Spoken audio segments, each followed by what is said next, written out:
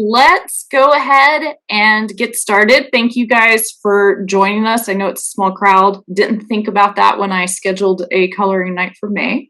But if this is your first time joining us, we are AEIVA, the Abrams Engle Institute for the Visual Arts, and we are located on the campus of the University of Alabama at Birmingham. We are the art museum for UAB. We present 8 to 10 exhibitions a year, highlighting a mix of regionally, nationally, and internationally acclaimed artists, focused almost exclusively on contemporary art. We serve a diverse audience of university, faculty, staff, and students, but also artists, museum patrons, and donors. We help to present the visual arts at UAB to local, regional institutions, but also the national and international art community, while simultaneously striving to keep our exhibitions directly relevant and engaging to our surrounding Birmingham communities. Since opening in 2014, AEIVA has been featured in publications such as the New York Times, the Huffington Post, The Nation, Raw Vision Magazine, PBS Canvas, and we are very proud that our exhibitions and related educational programming are free and open to the public. So my name is Christina. I am the Education Manager for AEIVA, and welcome to Outside the Lines. If I see Caroline's on here. Hi. Glad to have students on here. This is actually an event created by students, initially for students, and then we opened it up to the public. So excited to always see students on the call. A few quick housekeeping notes before we get started. Please note that discriminatory language of any kind will not be tolerated. The session is being recorded, but know that the recordings are largely the screen shares. So we want to encourage you, if you feel comfortable with it, to turn on your screens. This is a night to decompress, color, and participate in a discussion about art. So we really encourage you guys to ask questions. At the bottom of your screen is a chat feature. Drop any questions you have there, and I will ask them as time allows. So if you wanted to private message it, please private message it towards me. Tonight, we will have Shalika Lassiter, will be our tech person. So if you are having a technical question, you can either just drop it into the group chat or private message Shalika on here, and she will be able to assist you. All right, so before we get started, this is the last Outside the Lines event for the spring semester, but we will take a short hiatus during the summer months and return on September 2nd, where we will talk to a sculpture artist and chair of the Department of Art and Art History, Rich Gear. So really excited about that. And then over at the Visual and Performing Arts entities, the Art Play has their virtual lunch and learn on Enneagram types coming up next week on Wednesday. So be sure to sign up for that. Mental Health Monday is back this coming Monday, not this coming Monday, the following Monday. And then a virtual performance is also happening at the Alice Stevens Center. So be sure to check all those out. And then also, if you have any kids in your lives that are living here in Birmingham, ages 7 all the way through high school, Art Play has summer camps, and they are live in person this year. So register soon for both visual arts and musical theater camps. And you can do that by going to the UAB Arts webpage, or you can email ArtPlay directly at artplay@uab.edu. So now before we get started, I am going to exit out of this screen share. And there we go.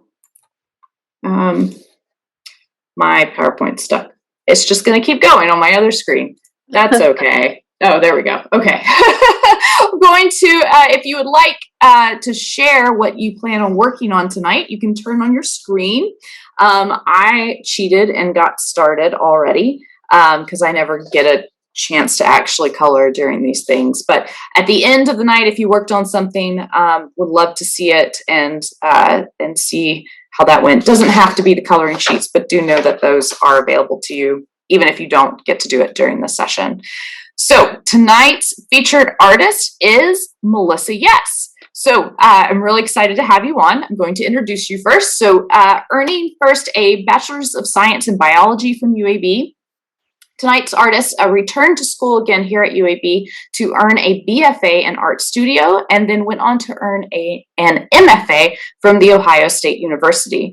Melissa is an intermediate artist whose work considers the construction of American bodies, landscapes, and value systems. Melissa's work, largely conceptually driven and project-based, ranges from painting and sculpture to installation, video, and other digital media, and has been exhibited throughout the Southeast and Ohio.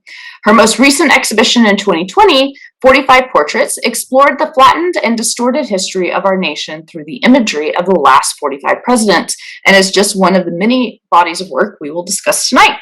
Alongside her career as an artist, Melissa Yes also serves as the program coordinator and course instructor for UAB Department of Art and Art History, and she is the co-founder as well as the co-director of VINEGAR Project, a nonprofit contemporary art gallery here in Birmingham, whose aim is to push the boundaries of visual art in Birmingham while supporting and championing artists and ensure they receive a fair wage for their work. They also have some pretty awesome t-shirts out right now, so check those out. But welcome, Melissa. I'm excited to have you here. I am going to spotlight the two of us, so well, wherever I went, and then if you want to share your screen, and we can go ahead and get started. All right. Well, thank you for having me, Christina, and everyone. It is truly a pleasure to be here for coloring night. I know it is the end of the semester, so I was anticipating a small crowd, but what I like about a small crowd is that we actually get to like see each other and talk, and it's going to be really great. So I'm really glad you're all here, and my virtual background that you see behind my head is the same I have for my slide here. It's just a snippet of one of my projects that seems spacey and fun. My goal tonight, I'm serious about my work, but there's also a lot of humor in it. And because it's the end of the semester, I want to keep it light tonight. I want us to have some fun. Great. Well, we always have fun when we talk anyway. So I fully anticipate we're all going to have a lot of fun tonight. Melissa, let's start first about telling us, why did you decide to become an artist? How did you get into art? So that was kind of a meandering path. I did not think I was going to be an artist. I was gifted with music as a child and a young adult, and played music. That was my sort of touchstone with the arts. But I was also interested and gifted in science and math, and so I went to school, and as you've said, I got a degree in biology. I think, though, the honors program here at UAB kind of planted a seed in me, and I found myself very interested in the literature and art and things that I was exposed to in that program. And but I went on. I finished the biology degree, and then got a job working in a lab here at UAB, and could take a class for free every semester. So I enrolled in a class, 3D design, in our department. And meanwhile was starting to become disenchanted with beheading rats for science. So I decided to, as much as I love science, I didn't want to practice science. And as you said, I found myself back at UAB in the art studio program, and the rest is history. But there is one other little thing, and as part of the slides I prepared for tonight, influence is funny. Sometimes you don't realize you're being influenced until down the road. You're like, oh, that was an influence. I know my grandmother really influenced me because she was a ceramicist, but also my dad. So I decided I would embarrass myself tonight by showing you this photograph of me. This is one of my senior pictures in high school, and this flagmobile, I called it. It's a 1980s MGB. My dad painted that car in 2001. That date means something to you, then it should. So I definitely would cite my dad and his sort of DIY pursuits that are always ongoing as a definite influence on why and how I am a creative today. That's amazing. I don't know if you know, my dad has an MGA. Really? So seeing an MGB is pretty awesome. Yeah. We'll talk about this later offline. Yes. So does science influence your art in any way?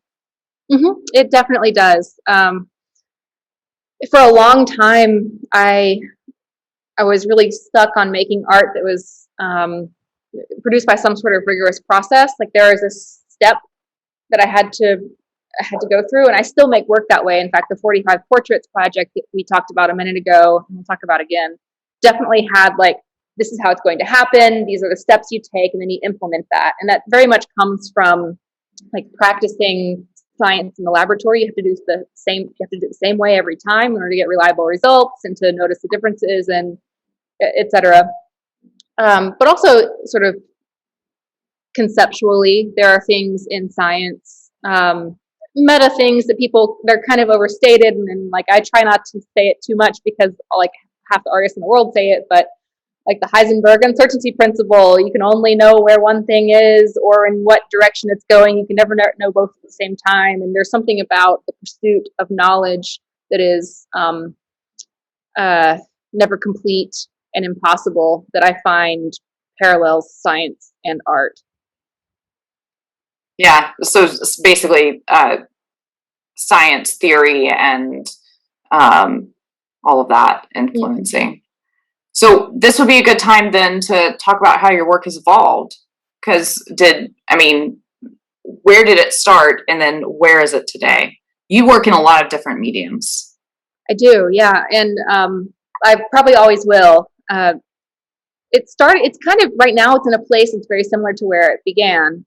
As a student here at UAB, I really had never made an artwork before. So I pushed art. I pushed paint and ink and things around on paper and canvas for a minute, just figuring things out. But as soon as I was ready to start conceiving of my own projects, I was making work about the American landscape, particularly the places that I have connection to. So Eastern Kentucky and Appalachia and Birmingham and other locations where I see natural systems and human systems intersecting in a way that is kind of problematic, and I have concerns about. So I was creating huge sculpture and all that sort of stuff, and then I decided that hauling huge sculpture around was not the best thing for the environment, and so I started making video art. Of course, now I recognize that digital art isn't necessarily that much better for the environment than material artworks, and so it's something that I'm always sort of puzzling. But when I went to graduate school, I really made a turn and realized that in-person live experiences are part of why I like sculpture in the first place, because sculpture is something that you really truly experience when you're next to it physically. It's not an image. We see sculpture in textbooks as images of sculptures, but really the work itself is a three-dimensional object, and there's a relationship to your body in that. And so that was a natural transition for me into environments that you can occupy as a viewer, or putting myself and my body in a space as a performer. So that physical interaction became really more important in graduate school. And ever since graduate school, I've mostly been trying to survive and get things going for myself. But I've been still pursuing video work, and I made a big turn last year by making a series of paintings. But again, this is, it seems like I'm sort of everywhere, but it's really based on the project itself and what needs to be used to pursue a concept. The medium is going to change depending on what the topic is that I'm working with. And we might talk about this later, but the way that I'm treating paint now is definitely influenced by the way that I treat pixels. Well, let's go ahead and dive in on some of your series of work, because they do, when little of the things that you were showing me and when I was looking at your website and stalking you generally online, there is a lot of kind of underlying themes. So why don't you tell us about some of your favorites? Yeah, for sure. So just brief overview, you are going to see themes of like the United States is a theme. Fitness and fit bodies and the pursuit of a fit body is a theme. Sound and space are themes. And Wile E. Coyote is a theme that ties directly into the West in the United States as a theme, and we can talk about that. So I will say, you will, every now and then you'll see flags pop up in my work. So thanks, Dad. I make flags too. This one is made of mylar. It is sewn. It's hard to see in this image. I need to find a photographer friend that I can barter with so that I can get good images of these artworks that are impossible to photograph. Because this is actually sewn. Every star and every bar on the flag is sewn out of mylar emergency blankets. And I made this actually in 2019, thinking mostly about the crisis at the border. But of course, as more and more crises fall upon our country, the flag has sort of taken on new meaning for me as we entered the pandemic, and when January 6th happened. I just keep looking back at this object and thinking, yeah, there's something about wrapping yourself in this that I find compelling. And is there a reason that you decided did you hand stitch it, or like just work with it as a textile instead of going towards a digital or a painting medium? Yeah, I wanted it. That comes from sort of my interest in the object. So I didn't hand stitch it. I did it with a sewing machine. What it is, I did treat it like a textile. It is difficult to work with as a textile. Side note, if you ever want to sew mylar, it's fun. But yeah, I don't think of this as an image. I think of this as something that you can take and put over a body, the way that you can take a mylar blanket, emergency blanket, and put it over somebody's body. So it wasn't very important to me that it has that relationship to the human body. But another flag that I really like is the one that's on the moon, that we don't have any contemporary pictures of it because we haven't been there to photograph it recently, but most people say that it's probably totally disintegrated at this point because it's just been, there's no atmosphere on the moon. It's just been totally exposed to all this stuff. And I suppose that brings me, I'll just play a little clip without even introducing. I'm just going to play it.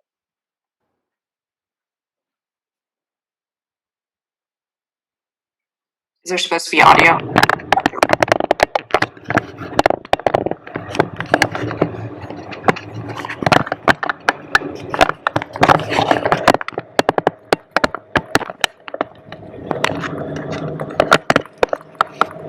She is becoming a space-time traveler on a mission. She brings only her body and what she can carry.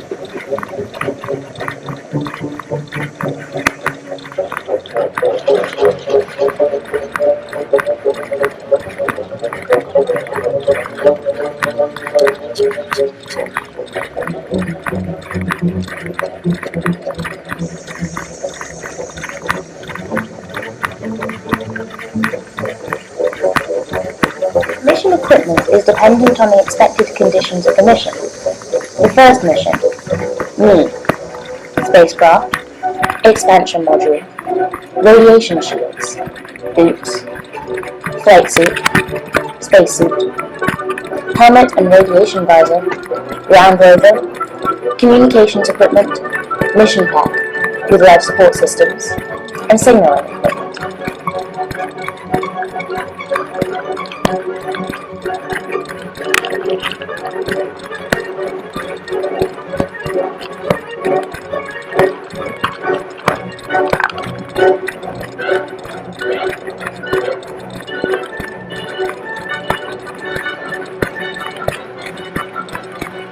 I'll let this keep playing while I with it.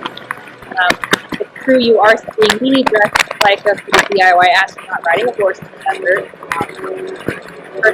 Back on board. I'm really That max interested in acceleration? how America is. Oh. Man, you are really bouncing. So the story of Western Kansas is one Is he on the ground at all? That's 10 kilometers. really idealized a lot. He's got about 2 wheels on the ground. He's a big rooster tail out of all 4 wheels. Of course, you know, space was And as he turns, he final spins, the back frontier, end putting breaks Star loose Trek. just like on That's the way stove. that Come on back, John. this frontier man, the way And the deck the is United running. States self-instituted as a frontier to be conquered by the white Man, I'll man. tell you, Andy's never seen a Melissa, driver like the this. video, at least for me, is I can't hear exactly what you're saying. Oh, that's fine. Okay. Just basically, space, the final frontier. I'm really interested in how America is storied. And so my notes for this slide were America is a story. Just also to be clear, like, I call it the United States. Like, when you meet somebody from elsewhere in the world, they think it's a little bit gauche if you just say, I'm from America. They're like, which America? North or south or central? But I use it colloquially here because that's kind of like, it's this sort of colloquial way that we sort of use this identity. So I'm talking about the United States here, but America. So, you know, the way America is storied is interesting to me, and problematic. The westward expansion has been sort of idealized in a lot of our media, whether directly or indirectly. Like, Westerns are super direct.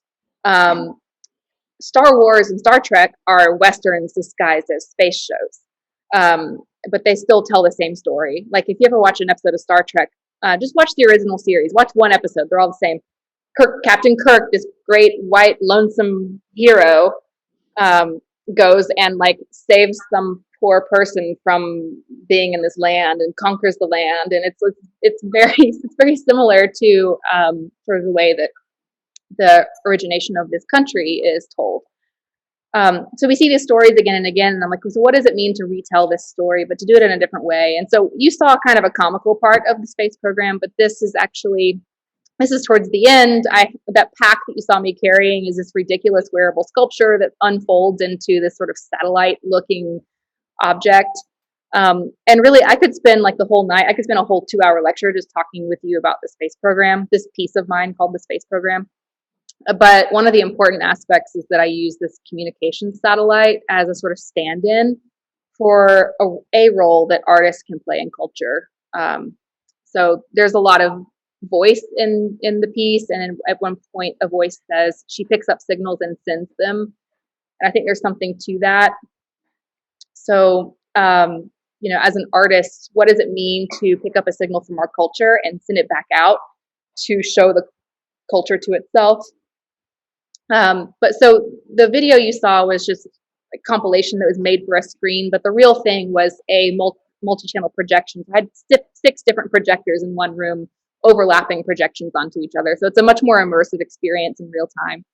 And I was in the back of the space operating all the projectors with this like wacky tech setup, all very DIY, intentionally so. It's not meant to look crisp and pristine and all of that. Like, I was looking at the lunar rover that NASA designed, and it was not designed by Apple. It was designed by NASA. It was meant not to be beautiful, but to be functional. And so it has all these things that look like you could have cobbled it together in your garage, but it's actually just the function that was needed.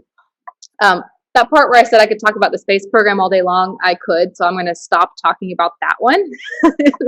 Well, but we do have a question before you move on to the next one. Okay. So Danielle asks, did you have a personal interest in space and the space program before it began influencing your art? A low-key interest, yes. So I grew up in Huntsville, and so it's hard not to be aware of the space program if you're in Huntsville, because it's like Italian Renaissance towns had the church steeple in the center, but Huntsville has the Saturn V rocket in the center of town. You can see it from almost everywhere, and so imaginations of space were always a thing. And that jumpsuit that you see me wearing, the blue jumpsuit, was actually my mom's from when she was a camp counselor at space camp. So yes, but it never really became part of my work until I started thinking about how it relates to this sort of notion of America in such a profound way. Well, and it's just another kind of step in that concept of manifest destiny that you were talking about with that the Westerns are always about this. The space race is just another thing to conquer, essentially. So it's just a little bit more modern than the Westerns. Yeah, and the whole piece is really, I mean, it's about a lot, but one of the things that it focused on was this notion of the West. And at the very beginning, you saw these different orbits, and one of them, sort of on the top left of the screen, was actually taken with a GoPro while I was running next to the Berlin Wall. So I'm thinking also about like the history of the West as we know it in modern society, and you know, how the West just really needs to conquer everyone. Yeah. So where did you go from this? Was this your graduate school work, or okay? So this was in graduate school, and then this is my official graduate school thesis. So yeah. And so where did your art go from there? So right after graduate school, I actually was invited to do a solo show, and I made art. Well, for about 2 years, at the end of graduate school, that last year of graduate school and the year right after, I made art under duress, really.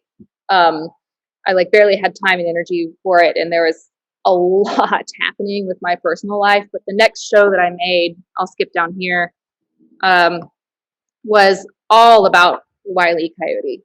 So Wiley had actually been on my mind for a while. Often the way I work is I'll make one really big project, like the space program. That's a 30-minute long 6-channel video. That took me like a year and a half to make.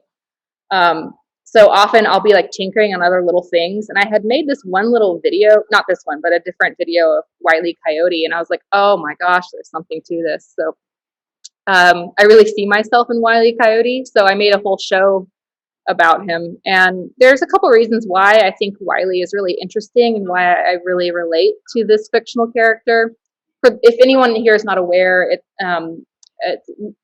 Warner Brothers made this cartoon series in like the 50s and 60s called Looney Tunes, Bugs Bunny and all that. And Wile E. Coyote is a character that chases a roadrunner that he cannot catch. And he's very clever, but like too clever for his own good / not clever enough, because he like orders all these things from Acme and puts them together and then tries to outsmart the Roadrunner, but the Roadrunner is always one step ahead of him. So here Wile E. Coyote has concocted a device, and there's a word for this that we use a lot in art and art history, and that's the notion of the bricoleur.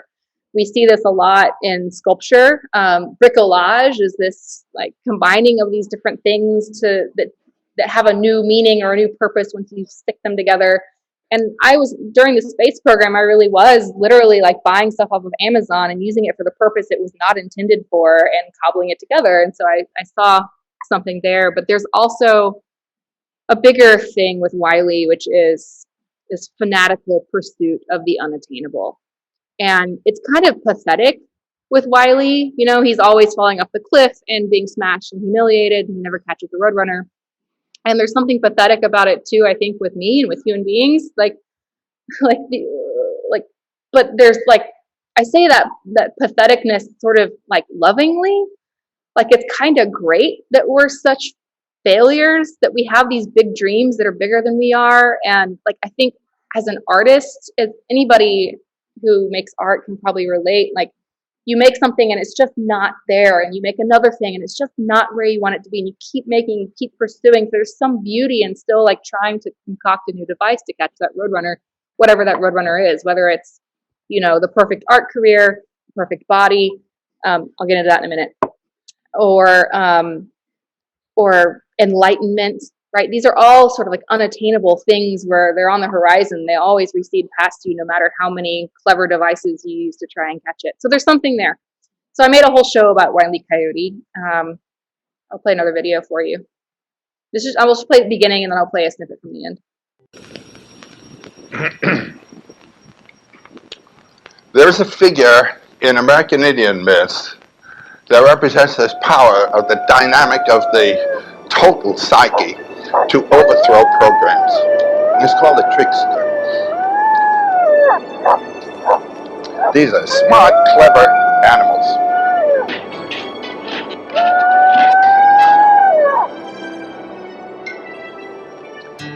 When you go west of the Mississippi, it's Coyote. I grew up dreaming of being a cowboy and loving the cowboy ways, pursuing the life of my high-riding heroes. I burned up my childhood days. I learned all the rules of a modern-day drifter. Don't you hold on to nothing too long. Just take what you need.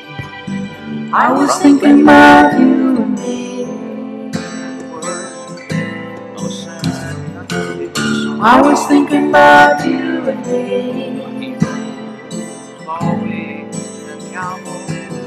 I was thinking of you and me.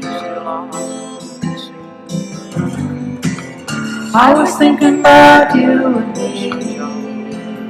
One step advice on themselves and their slow moving dreams.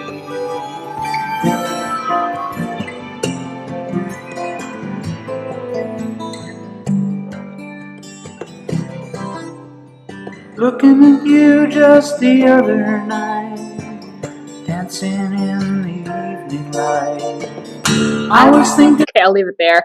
And one important thing that you'll notice in this video, and if we were to see more of the other, you'd really pick up on there, is that I'm an appropriation artist. I use things that exist already and I recombine them to make new things. So if there's any students on the call, I have to clarify, this is different from plagiarism. It's very different, but it's also a very fine line. So if you're ever curious about that conversation, I know John Fields would be happy to talk with you about appropriation, and so would I. But I am, as ethically as possible using appropriation in my work. And so that's a 10-minute video. And at the end, I do sort of clarify or just make a nod. It's a very self-aware sort of thing. This is towards the end of that video. So I'm going to explain about art now. I'm going to explain my sense of what trickster art is. In a way, to be an artist is to be a joint worker who makes things by jointing them, putting them together. I think telling the trickster stories has this function. The cosmos cannot exist without certain very clear divisions. And so theft is a way of having commerce without having commerce. It's a way of having connection without having connection. That's just a little clip. So there are credits that follow, and it does cite all the people who I stole from, including Beyonce. Beyonce is in that video because I think she is the most famous appropriation artist of our moment. Yeah, so that was the next thing I did right after graduate school. And then I took about a year and a half off of art to get my life together. And the next significant body of work that I made was the president's piece. And I'm going to turn a light on while Christina, you might have a question.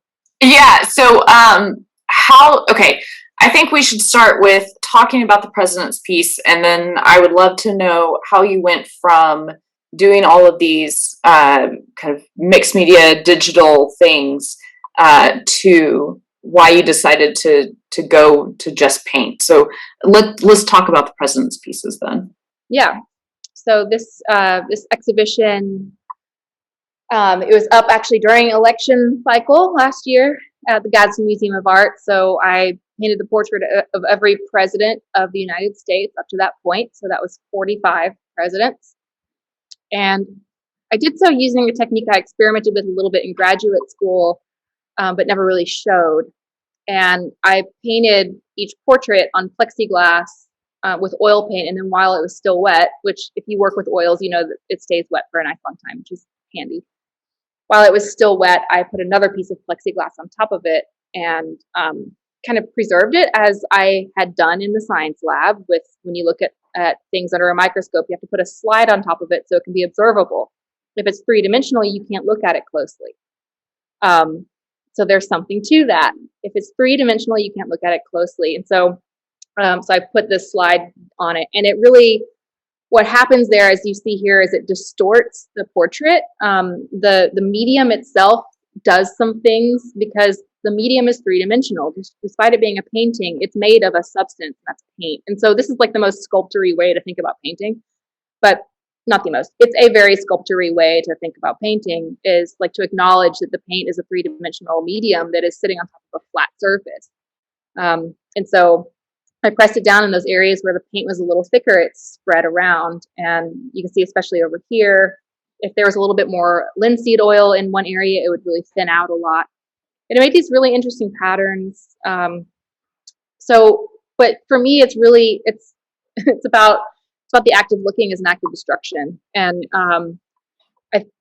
sometimes people can use the term three-dimensional to mean like complex and, you know, multifaceted. And I definitely mean it in that way, in addition to meaning it in this sort of literal way, is, you know, to consider something through a very narrow lens is really to flatten that thing. And we see that with portraiture. You know, I hate having my photograph taken, and it's because of this, I don't know, this weird awareness of the flattening that happens when you just capture somebody in a brief moment of time. It's not a full picture of that person. It flattens literally and sort of metaphorically.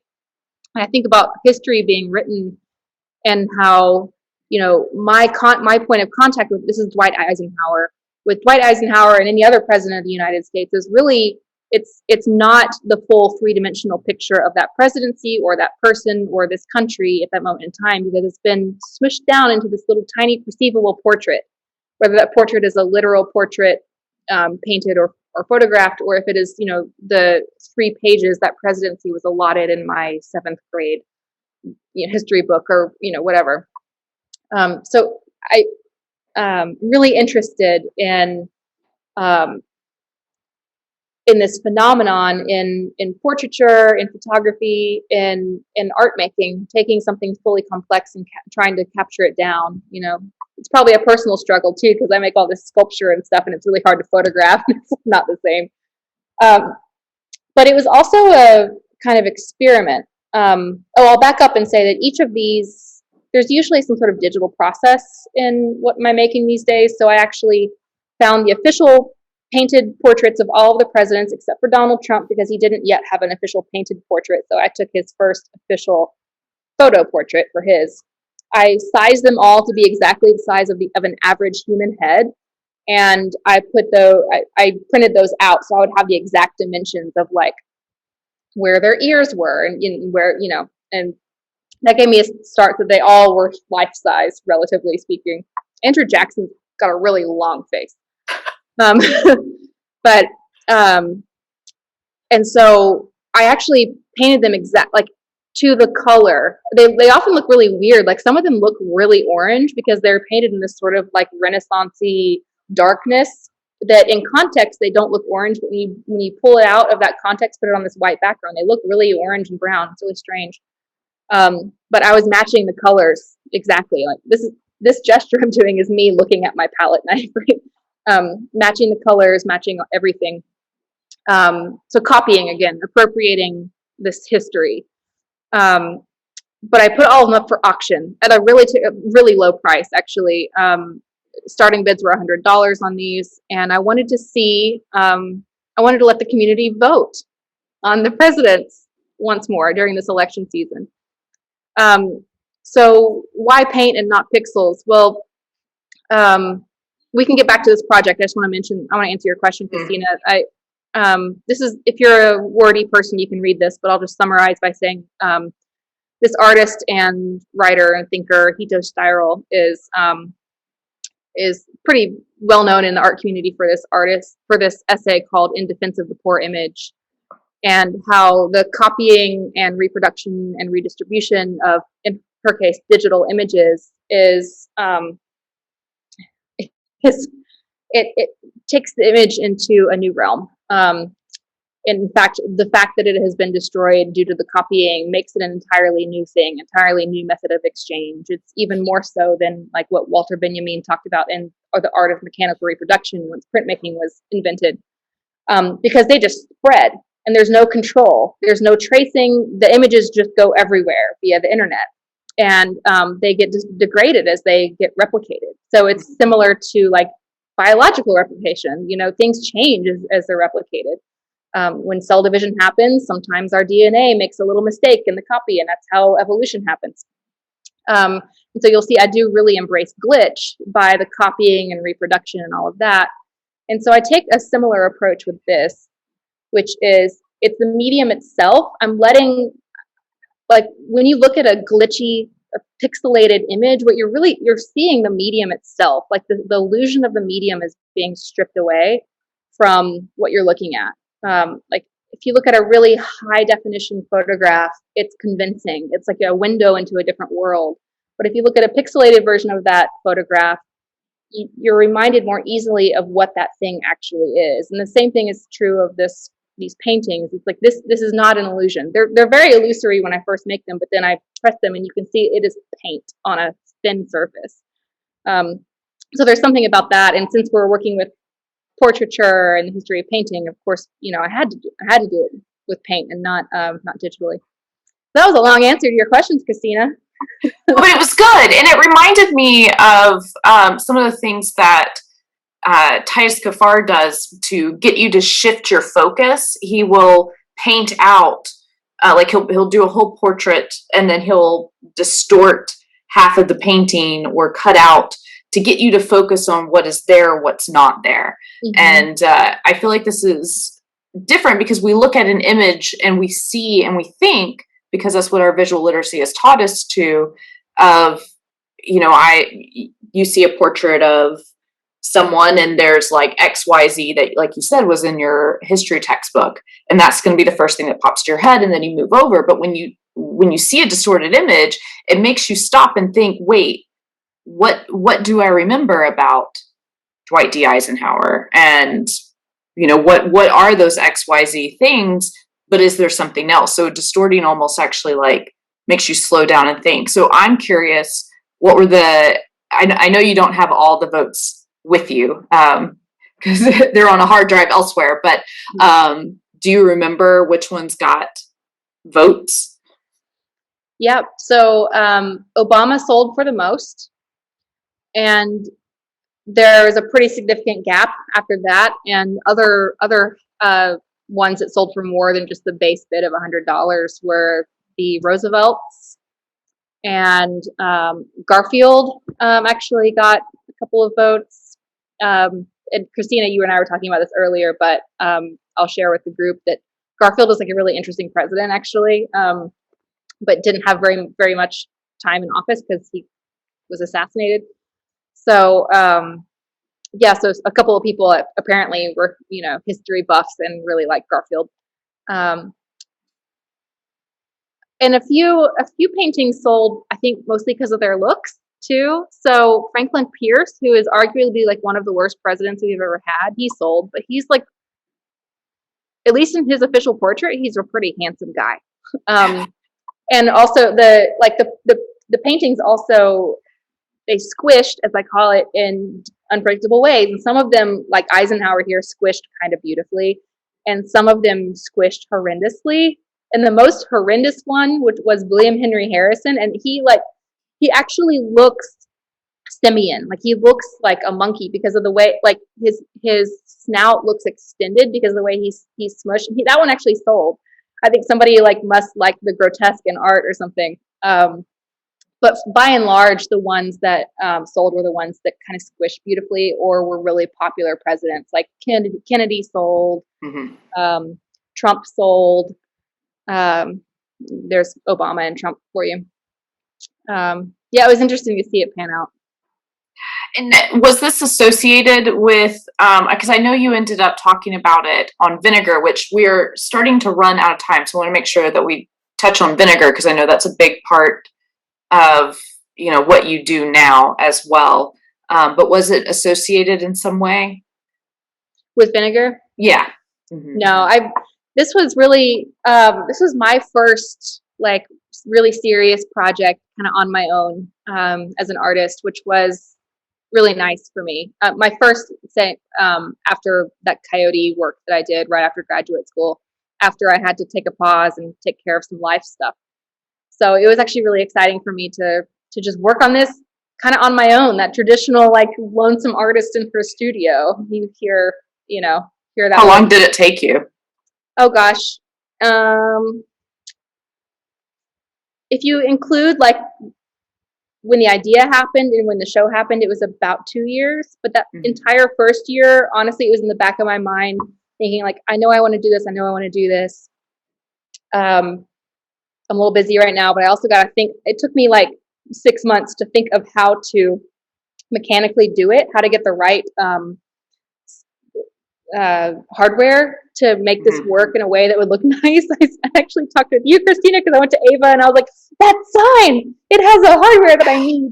Oh, that's what that conversation was. Okay. That's exactly what that conversation was.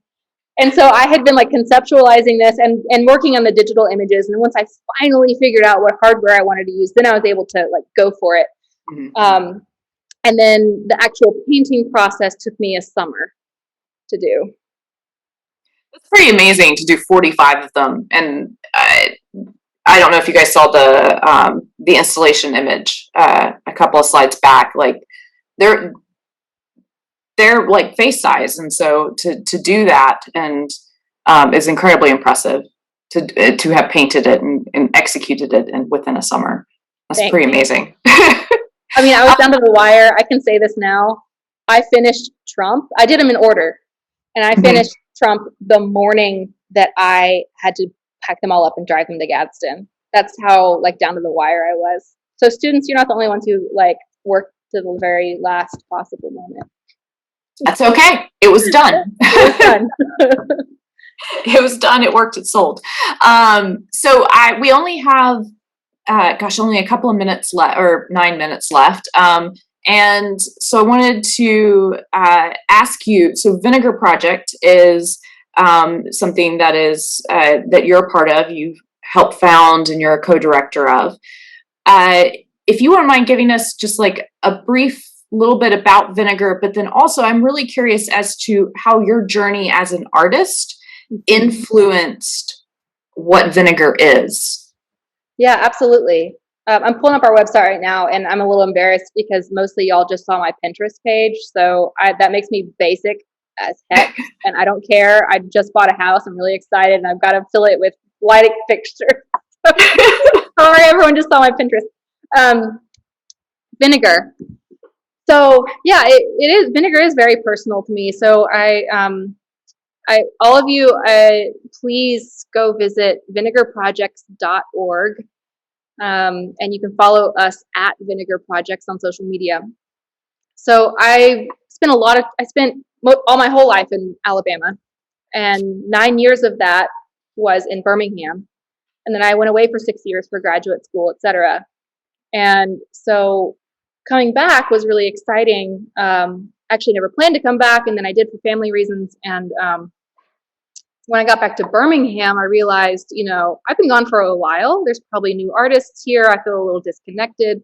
So I got on Facebook and asked if anybody knew of any other like new media artists that I should connect with. And a lot of people didn't even know what that meant. It's fine. Because like, what does that even mean? So vague. But Guido Mouse put me in touch with Ann Tronson. So she and I had coffee, and that day, when we were having our very first coffee, we were like, okay, we have to do something together. So that day, we made an Instagram account together. I mean, we were just like, we have to do something.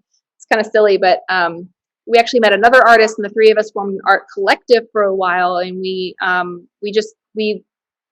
three of us all worked in these art practices like you've seen tonight that are not really meant to be commodities. They're not meant to be part of the market necessarily. My paintings project is an exception, but honestly, despite the fact that those paintings sold for like very low dollar amount, I consider that whole thing like one conceptual project, and the sales is really just part of the research and not the point of the work. So these two other artists also work in performance and video and things that kind of work outside the market. We're like, yes, we have to work together. So we did a few fun projects, and then I wonder if I can show you a couple of those.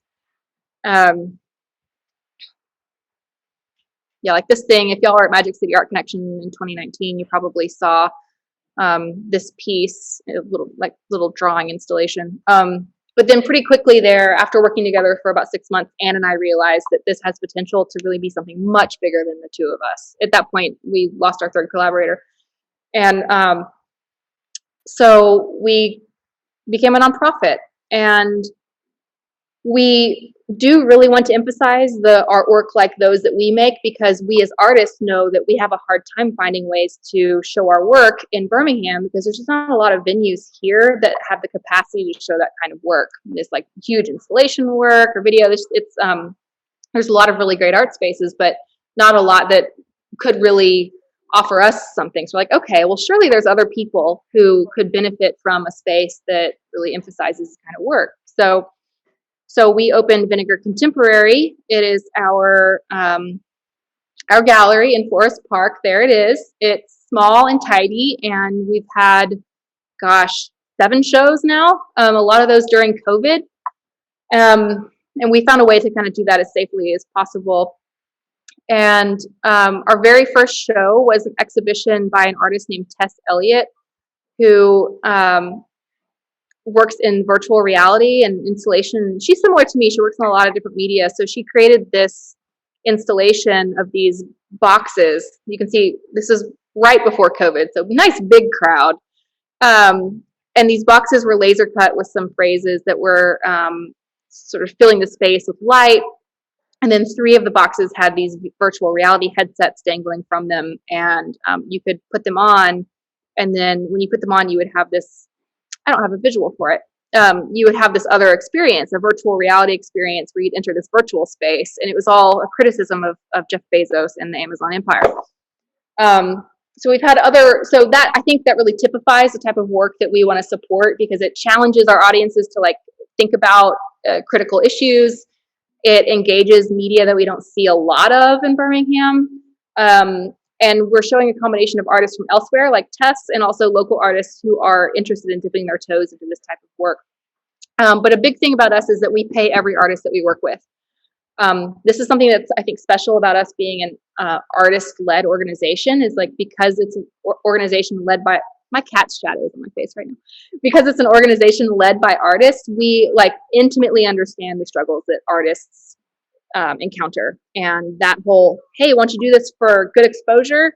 That line is a little tired, and we want to demonstrate to artists that we actually take them very seriously, and we value their labor and talent, and we're going to pay them. So obviously, you know, this isn't an exhibition that you go to and you can buy a painting, right? So Tess wasn't going to do this and walk away with money from sales, but we paid her because she's providing a service, she's providing culture and intellectual property to the Birmingham community. And we believe that deserves to be remunerated. So we do other things too. We do an artist residency and et cetera. And we're still really young. Like I said, this grand opening was like 3 weeks before COVID got here. So we're kind of like starting right now in a way. But I would love to see y'all at our shows. I know we only have like 2 minutes left, so I'll wrap it up there. Yeah. So when is your next show at VINEGAR? It's going to be on June 6th, I want to say. June 6th, Brittany Wainwright.